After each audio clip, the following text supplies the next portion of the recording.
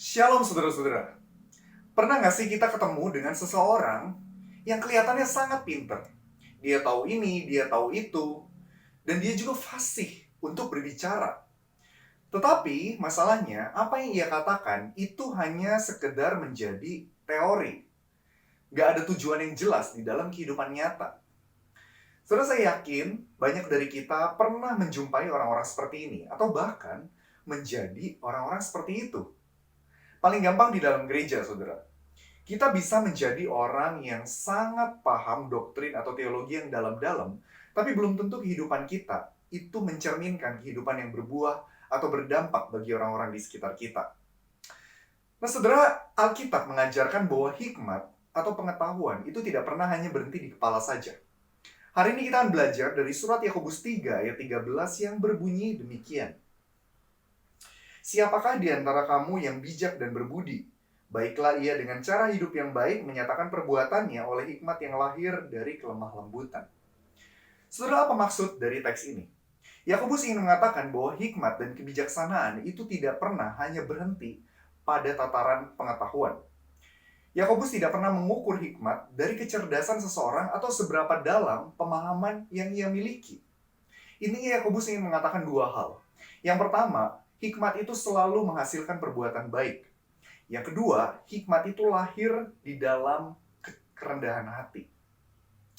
Intinya, hikmat yang digambarkan oleh Yakobus adalah hikmat yang memancar di dalam perbuatan baik orang percaya.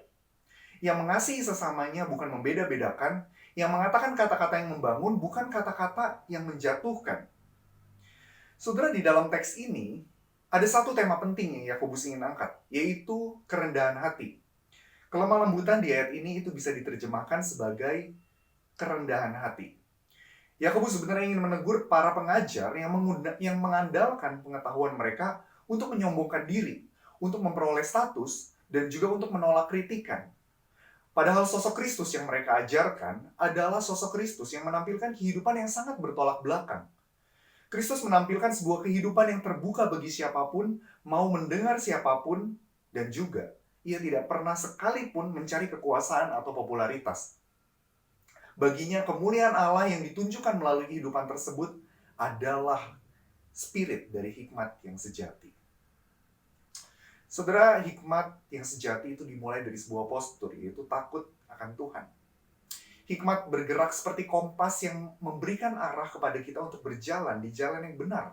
Bukan menjadi sekumpulan premis-premis atau argumen-argumen yang mengisi kepala kita sembari kita menjalani kehidupan semau kita sendiri, saudara.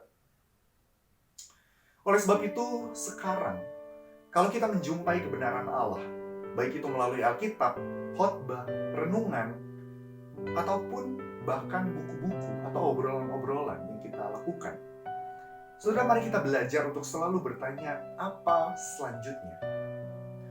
Mana yang kita pilih, tahu soal kasih atau belajar mengasihi? Paham soal kerendahan hati atau belajar menjadi orang yang rendah hati? Menyelami makna pengorbanan Allah atau belajar berkorban? Saudara, kiranya melalui pertolongan Roh Kudus di dalam kerendahan hati, kita belajar untuk menghidupi hikmat yang sejati. Tuhan memberkati kita.